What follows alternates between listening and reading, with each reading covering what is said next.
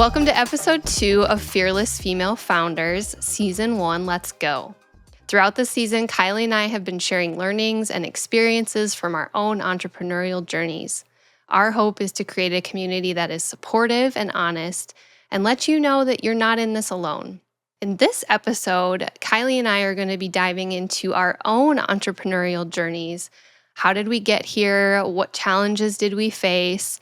And what inspired us to launch One Hue? We're so glad you're here. Let's dive in. So, hi, Kilee. Well, hi, Sarah. Do you want to maybe start us off by talking about how you and I met? Yes, I would love to. So Sarah and I met, I feel like it's back in the day. At the beginning, it was my first job out of college. We both worked at an advertising agency. And Sarah, was it your first job out of school too? It was, I had an internship first and then another job in print before I went to the agency. Yep. So Sarah and I met there, and it's funny because that was 2013, like 12 years ago, maybe. Crazy. Time flies. But we met, I was in research, and Sarah was a designer. I don't think we were on the same team necessarily, but worked on some similar accounts throughout the time. But we both left that agency and kind of went on our own way. I worked in advertising agencies in Nashville and in Omaha, and then in corporate healthcare before I went off on my own solopreneur journey. And Sarah, that's kind of similar to what you did too. So I'll let you kind of start talking about where you went. Yeah, awesome. Thank you. As you mentioned, we connected at our agency, and I kind of jokingly talk about it as like our hazing period where we went through some things together and like trauma bonded in that in that place. Yes, we did. But it was really great to connect with you, and then over the years we kind of went different ways. Our life journeys took us different ways, and then we kind of came back and reconnected. We can talk about that too, but so I did an internship at a letterpress printing studio, which was really fun. I'm kind of obsessed with like print and the tactile paper world of design, which is just sort of like I don't want to say dying art, but it is something that's just a little less of a priority in today's digital world. That was amazing. It was such a cool experience to see these presses from the 1800s like working today. And then from there, I went into like a print studio, and I was just kind of the print production person who prepared files for the press and did a little bit of design work in that role. And then I went to an agency doing, that was kind of my first burgeoning into the marketing industry. And I loved it. I fell in love with marketing right away. It was awesome. I did the agency thing for many years at this more traditional type agency, and then dating us here, it's like the industry, the marketing industry. It's crazy to think not so long ago it was this major shift into digital. Like not that long ago, it was more traditional broadcast, out of home, print, magazines, all of that stuff, and then that digital shift started happening. So I went to a more digitally focused agency to kind of keep up with the industry and make sure I was honing my skills. And that's where I learned more about digital marketing, marketing technology, website design, website development, all of that stuff. And then got, honestly pretty burnt out at the agency or in the agency world, and some of the nuances of that and, quirks. It can be hard. It can be like the best of times and the worst of times. And if you're listening and you can relate, you've been in the agency, know that you are seen and welcome here. We can relate. Yeah. So that was where I took my first in-house role. It's sort of in this world, you either are a marketing person who works in-house or you're a marketing person who works in an agency. And so I took an in-house role at a startup that was based out of the Silicon Valley. So it was a whole new world that I had never been in before. Crazy fast-paced, really awesome learning experience, but a lot to take on for an extended period of time. So I reached that point where I felt like I had learned everything that I could learn there and take away as much as I could. Where it was like I was hungry for something more, um, and didn't really want to go back to an agency. So that was when I decided to start Alloyed, and that's what I've been doing now for the last couple years.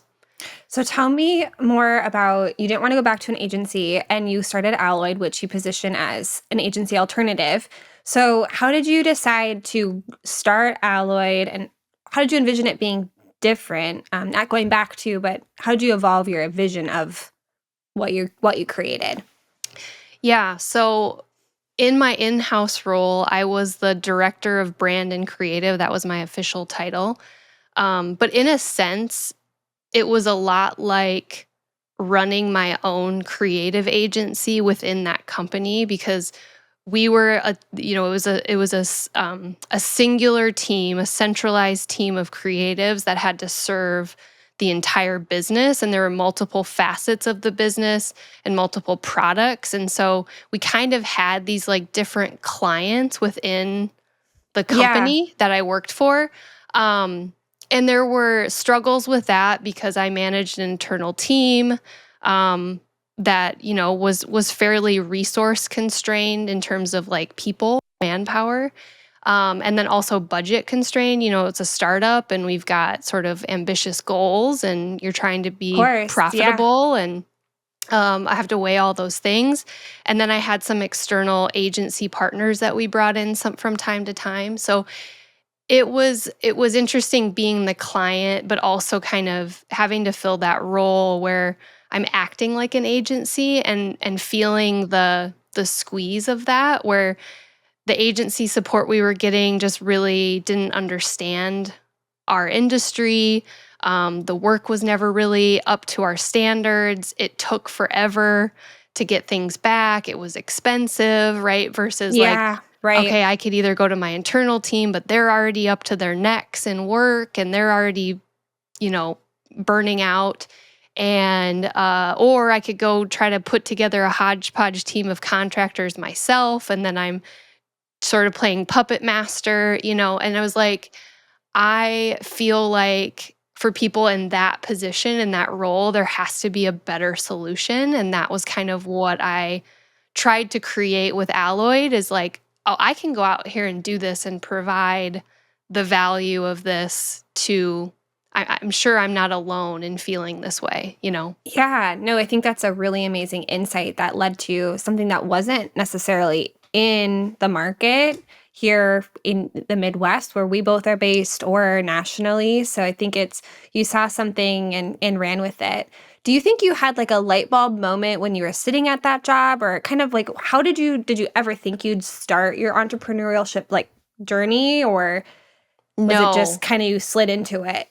Well, yes and no, I guess. I've always been an entrepreneur at heart, I think. And we talk about that where, playing with instead of playing with dolls, I'm making up companies when I was like 8 years old. Yeah, And so fun. um it's always been in there. That idea's always been in there. I freelanced on the side throughout my career from time to time. Um, and And you had your own company too that you had on Etsy or you still do, yeah, yep. So I've had things. It just your main thing.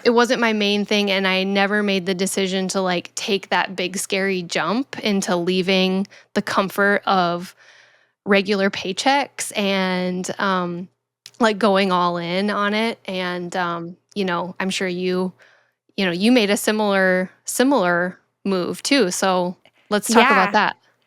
Yeah, it's funny because when I was starting Bondi, I thought it would just be me because I never really knew what it would be, but I knew that I wanted to offer marketing strategy. And that's how I reconnected with Sarah actually, and how we both now collaborate on our own businesses as well as created One Hue, which is just fun how you never know where the connections you're going to make along your way with networking, career wise. 13 years ago, Sarah and I met. I never, see Sarah maybe in Sioux Falls, but it's just fun how worlds collide. So it's always keep your connections with you. But my story is somewhat similar, agency life. I loved being part of agencies where you work on a lot of different projects. You can do a lot of fun things. But I knew I wanted to go deep in a business because, like you mentioned, Sarah, sometimes at an agency, you don't get to go really deep into that client's business and know the ins and outs, the politics and all of that. And so I knew that whatever I ended up doing, I wanted to have both the agency experience to understand how an agency works, as well as that in-house, seat at the table, so that the next role I took, I could really understand both sides of the table, and really collaborate and find solutions for my clients. So I originally thought I would open a bar studio in Sioux Falls. I always have loved fitness and actually had put together a business plan, reached out to a franchise, was trying to figure out how to make it happen, and it just was a blessing in disguise that it didn't. But I knew I always wanted to do something, and so it just kind of happened where I had the itch that I think I could do this differently. I think I could take my freelancing a little bit bigger and take the leap. And so I finally got up the courage after months and years, honestly, wavering back and forth, and decided to do it last year. So I put my notice in a couple months after I got back from maternity leave, and kind of the rest is history, which is crazy. But I'd say I started just thinking it would just be me, and I'd offer some marketing strategy and pull in, Sarah for creative, and it kind of grew to be bigger than that. And the vision I had, I needed to think bigger than just me. And so that was like the first big pivot I made personally, is I needed to have it be not just freelancer Kilee, but somewhat, I don't like agency as a word, but like a marketing studio, Bondi, and have it be something that's an entity rather than just tied to me. So my journey was kind of similar in a way, but exciting that we've both been able to take the jump and then kind of evolve from our first vision. I think that was the first big lesson. And I know that you had a similar kind of experience too with that lesson. Like, you can evolve. It doesn't have to be one thing for the rest of your life. So maybe you can talk a little bit about that and how you evolved with Alloyd. Yeah. I do want to come back to that, but I also want to say I never knew that you were considering opening a bar studio. That's a little, I'm learning new things about you here too. Yeah, Um, I always did. what were if you don't mind sharing, what were Yeah. the reasons that didn't end up like working out? Yeah, I think some of it was funding. I didn't have the capital to invest in the build outs by myself. And as met with different advisors that were in the business world in Sioux Falls, they started really questioning the need for that type of studio in the market with just the competition. And I think it was a good call. I think that it could have done well there, but also I think it would have been a harder sell in Sioux Falls, where people are very health conscious and want to work out, but there's a lot of boutique gyms. So I think if you got in at the beginning, it would have been good, but I think I would have gotten really burnt out. Yeah, I think if you're listening and you're early on in your journey to starting your own business, or even even if you're like in the midst of the journey, it's like realizing that it doesn't all have to be perfect from the jump. You're gonna figure things out, and you're gonna make mistakes, and things are gonna have to evolve as you go, and I think that's a good thing. I think being open to evolution and being open to like learning what works and what doesn't work, and then responding to that and making adjustments is really, really key to ensuring that you succeed. Because if you get stuck in the mindset of like, this is how it's going to be from the beginning, and this is the road I'm going to follow, you know, against all odds, I think you're not setting yourself up for success. It kind of goes back to when you mentioned that the agency life changed in 13 years. Like it used to be really traditional and now it's digital. To me, you don't have all the information when you start. So you think one thing and you have to respond to your market. Maybe you change your niche. Like there's all these sorts of things that you learn about yourself and your capabilities, what you love, that can change, the course of your business. So I think being open to feedback is and adjusting with how the market, how your customers, what their needs are is really important. It's just hard, I think. I think one thing I've struggled with is that it's not personal, it's business. But when your business is you, it's hard not to it's hard to have thick skin sometimes. So I don't know. I really had to grow and be like, it's not me all the time. It's a business decision. And I don't know if you've experienced that, but I think that's one of the hardest parts is just the thick skin you sometimes need Oh to my just keep gosh, yeah. going. Yeah. Well, early on, talking about making mistakes, I mean, I've made dozens over the last couple years of figuring this out. One of the mistakes I made was hiring people because I liked them, and of course, I like everybody that I hire.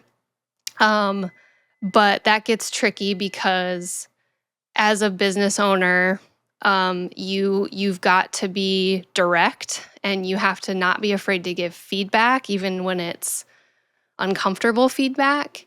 And it makes it harder when you have befriended the people on your Yeah, team. And that you it's not to work say with. you can't be Mhm. friends with the people on your team, but you always have to be mindful of that professional relationship and making sure that any friendship or feelings you have towards this person don't interfere with you being able to be an effective leader. And I definitely made that mistake early on. I had a colleague who I brought in for design work, and just he was just a delightful person. I just really loved talking to him. I would go on walks and we would just like talk on the phone cuz I mean, we just, had that connection, and we were kind of doing similar things with like the freelance creative work, so we definitely could relate to each other and kind of share a lot of things. And I brought him on to our team to help with some design work, but just found that, the work just kind of fell short, and clients were having feedback. And, one particular project went really badly that the client fired our agency, fired my agency from the project. And it was like, I knew then, like, okay, I can't let my like for this person interfere with my business, and had to have that really tough conversation. Um, and honestly, I could go really deep into this. I did not handle it the way that I should have. I learned a lot from that conversation, from that experience, of what not to do and how to handle those things better in the future. But yeah, that was a big aha Yeah, moment. big learning.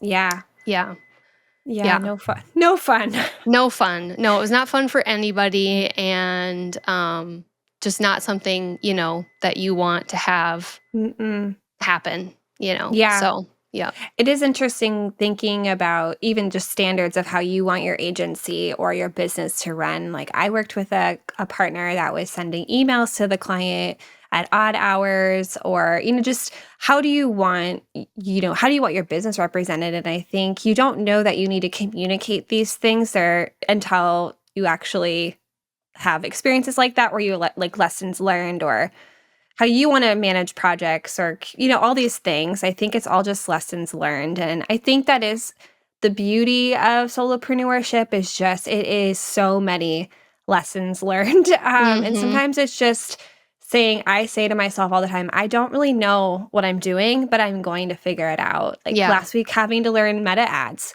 I'm sure they're not set up correctly, but I'm gonna learn from the mistakes that I'm making and I'm gonna optimize and figure it out. And I think that you have to have that mentality, and It can be really exhausting and you can get burnout from it. So, that's like one of the biggest lessons I've learned. You just got to keep going. Yeah, yeah. But on the opposite token of that, I mean, I think it's awesome that you have the mentality to get things done and figure it out, but I also think that there's a degree of recognizing that you can't do it all. And you do need to lean on others as well. Um, and focus on the things that you do really well. And um, not to say you shouldn't be always learning and adapting and getting your hands dirty. I think that's super important, but I think it's a balancing act, right? Of knowing like when do I need to offload some of these things so that I can focus on the bigger picture. And Yeah. I know I did that this last year when I started and I made the evolution to wanting to be not just Kilee freelancer helping with marketing strategy, but more how can I come alongside businesses, and I evolved to Bondi. I knew I needed to have a stronger website, stronger brand colors, just having a brand that was emulating what I wanted it to be. And I think like I do not do branding. My first logo was type, which is just hilarious, which is not a logo. It was literally a font. But I think like just starting to learn like that's not where I want to that's not me. That's like, a designer, a really great creative director, or when I launched Olive and Emmy, I hired Sarah to help with some fun illustrations and help do some of the ebooks because it's like not my forte. So it's hard sometimes to outsource, but I think when you can, thinking about what's my 10% edge, how can I lean into that and offload the rest? You're probably going to make more money and be happier if you can just focus on what you do amazing and then have someone who's amazing at their skill kind of fill in your gaps. And it's hard to invest and spend money, but it's so well worth it at the end of the day. You're probably going to make it back tenfold. yeah, absolutely. I think in my journey, just to share like specifics, I started off as me and I was doing the accounting, I was doing the project management, I was doing the client relations, I was doing new business development, I was doing my own marketing, my own branding. I mean, like I was Everything. it. That was it. Literally, it was you. It was literally me. I Yeah. was the only person working for Alloyd in the beginning. As much, I mean, as many and a lot of entrepreneurs do. And then as it evolved, it was hard. It was hard to get to the point where I felt comfortable bringing in other contractors or offloading work because it's like I was very budget conscious, and still am, where I'm like, well, I'm not going to spend the money if I don't have to. Like I can do that. So why would I spend money on it, right? And that was a lesson hard learned. I probably put off bringing people in longer than I should have. But once I did, my first hire was a project management consultant who is phenomenal. I mean, I can't say enough great things about her. And what she did coming, like I had to really trust and let go. But because I did that, it has like opened me up so much more to actually focus on doing the things that I love, which is doing the creative work and doing the design and branding work. So it was a huge win. Has actually allowed me to make more money because I can do more of those things that I love. And I think that's sort of the mentality of like you have to spend money to make money, and sometimes offloading things that just, I mean, frankly, like I just offloaded my accounting this year. And having them do it takes them probably 5 seconds. half or a quarter of the time it takes me to do it, and I can pay them at a rate where I'm still making, if you look at my hourly rate, I'm still making money on that time. So it just makes sense at the end of the day, even though it's like hard to add It's so more hard. costs. Yeah.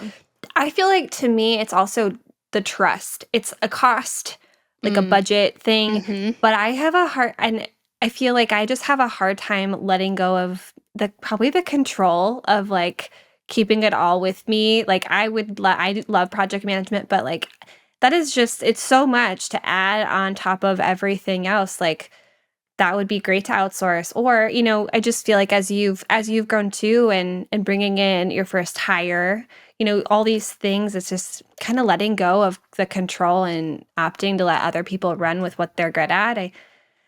I'm rambling, but I just feel like trust is such a big deal, and I'm in that boat right now. So if you are listening and you are not, you haven't let go of everything yet, you are probably in my camp more than Sarah's. I aspire to be like Sarah. So one day, but yeah, it just how did you kind of figure out you wanted to hire that project management role first? When you thought about all of the needs of your business, how did you get there? Yeah. Well, first of all, I want to just say, like, preach about the control. I mean, type A to the max over here. Major perfectionist issues and control issues. I'm nodding Um, my head for everyone yeah. listening. We Yeah. relate. This is probably Oh why we're in boy. business together. Yeah. Yeah. We Big understand each time. other. Big time.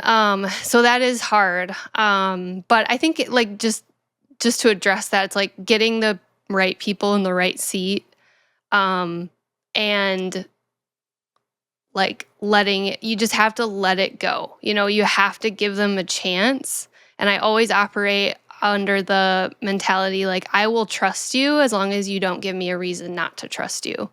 So I always give, I have to do my due diligence in hiring and Right. asking good questions, and that's on me. And then at that point, once I've made the decision, you have my 100% full trust from the beginning, because how will I ever know if I keep holding it on, right? And like you're just drawing out the process. So it's like, let's learn and learn fast if you're going to be a good fit for this role, because it's time to move on if not. And that's how you have to operate. But if you hold on to like half trust, you're just like limping it along. Yeah. And you're going to end up wasting a lot of time and resources, like getting to the point where you figure it out. So if you're going to do it, you just Rip got the to do Band-Aid it. off. You rip the Okay. Band-Aid off. I feel like Yeah. this is a therapy session for me right now. Just rip the Band-Aid. but yeah, why project management first? Well, I think, everybody's probably got a little bit of a different situation with their businesses, but for me, as a creative director background, like I can do a lot and enjoy doing some writing. I enjoy design, obviously. That's my main background. Um, Web design, I dabble in a little bit of web development. I know enough to be dangerous. Um, so it was like those roles were all things I was like, I want to be doing those things and I can do those things. What are the things that drain me? What are the things that are keeping me from doing those things that I have a large need for, and I'm doing a lot of it? And that was project management. Did you track Um, your time to like see I'm actually spending X amount of mhm. time? You did, and you're like, this is a problem. Yeah, but I don't necessarily think you have to track time to know it. Like if you just sit down and think about like, what am I doing? How am I spending my time? If you think about it, like in a typical week, how much time do I spend doing X? How much time do I spend doing Y? And then what is it that you want to do? What is it that you're really good at doing? And then those things that aren't on that list that have a high percentage of your time would be the first things I would look to Sure. outsource, you What's the know? next thing on your list to outsource? Counting was second. Yeah, well, so yeah, accounting, and some of the other outsourcing decisions were just based off of like new needs. Like accounting was one. I'm doing a fair amount of that work. It's time consuming. I hate it. And I don't want to do it. So that's going to go. Now that we're adding on full-time employees, I needed HR. I'm not going to bring that on even part-time because I have such a small need for it. So I brought in a consultant to do that. So that was more like need-based. Yeah, Um, right. and then the first role I've hired is a designer. And that's a little bit of a different mentality because Theoretically, I could probably hire a full-time project manager as well at some point, but I opted to do design first because that's something I see as like a core service right now that we need. Well, And you're a creative agency too, like the yeah, position you have. So yeah. So it's that's like what you're trying. Yeah. every single one of our clients needs design, and there's more design than just I can take. You know, so I'm still going to be doing it, but I also have that extra need for additional design support. And it just made sense financially, right? Like I can continue outsourcing that to a consultant or a freelancer, but freelancers are typically more expensive, and as they should be. They've got a whole different. They've got to manage all their own, independent business costs. So just doing the dollars and cents of what I was paying for outsourced design, it was just time to make that first Yeah. hire. Yeah. Well, and I feel like for that role too, it also helps free you up to do more of what you want to do, where you can maybe pick and choose a little bit more or do more of the creative concepting and let someone kind of version things out. It probably works well in a lot of different ways for you. Yeah. That's Yep. exciting. What was I going back to your I was interested to know, you said you had considered opening a bar studio and then you pivoted to do a marketing, doing your marketing strategy. Yeah. What and you said you waited a couple years before you made that decision and made that jump. What came together for you in those years to make you feel confident and make you finally like say, "No, I'm going to do this now"?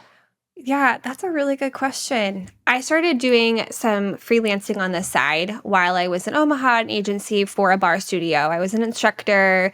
She didn't have a marketing strategy and really wasn't supported by the franchise that she had opted into, which I found quite a bit. Like you're kind of promised support and strategy, and then you're kind of left on your own, which is just so sad as a small business owner. And I was noticing that trend just in a couple of my smaller side businesses that I was helping along the way. So I would just take one or two businesses at a time along my full-time job, just for like creative freedom. I always just love the relationships that you can build with small business owners. And I started to kind of meld the idea of what did I love about agencies that I worked at and what didn't I like about it? What did I love about the in-house roles? So what didn't I like about it? And I started to just kind of think about the approaches that different businesses have and the needs that I was seeing. And one of the things that I almost always see in any business I meet with, and I know it's the lens of which I do business, is that a lot of businesses don't have a strategy or they don't really know where they're going. And they just need someone to help them sort it out and have more of a sounding board or have that full team of I need you just to take care of it, kind of runs the gamut. And often people will be just like, I want social media or I need an email. And it's like, we got to think more holistically about your business. And I really wanted to bring that to the table. So it was really mixed with kind of all of the elements of what I was seeing. And then just a pull during the pandemic that I probably wasn't going to move up at my company. It was pretty flat. People stayed for a long time. It was difficult to get jobs because just at the time, it was just kind of the market. And I decided just to bet on myself and say, what if I could do it different? How could I deliver the service? How could I deliver it different and better? And I wanted to bet on myself and say, I don't want to work for someone else. I want to just work for myself and the client. So it kind of just was all of that. And my husband saying like, now or never, like get on Yeah, for board or sure. stop talking about it. I mean, he would Yeah. never say that, but also like, he's like, just do it. What are you Yeah. doing? Yeah. So long answer, but I kind of just think like if you started a business, do it different, do it better, and own own why you love it. And people want to work with fun people. Like what they want to have fun doing their business, right? You don't go to business to like be bored and not do fun things. So yeah, I think it's been fun. But we should probably finish this episode talking about One Hue and what we're doing with One Hue. I think I'm super excited about One Hue. And if Yes. you're listening, you found us. And I hope that you check out what Sarah and I are building, but we kind of thought, okay, well, we started working together in different capacities through Bondi and Alloyd and love working together. And we thought, how could we maybe do this differently? What could we collectively offer something together that complemented our individual businesses and was just a little bit different? So some brainstorming, some, A lot of a brainstorming. lot of brainstorming, Friday afternoon chats, and we came up with one hue, which I'll let you, Sarah, you kind of talk more about what the brand sesh is, but I'm really excited about what we're going to bring to the market. Yeah. So One Hue was something that we created. It's specifically for female solopreneurs and entrepreneurs who are wanting to either update their branding and strategy or launch something new in terms of building the brand and the strategy for that.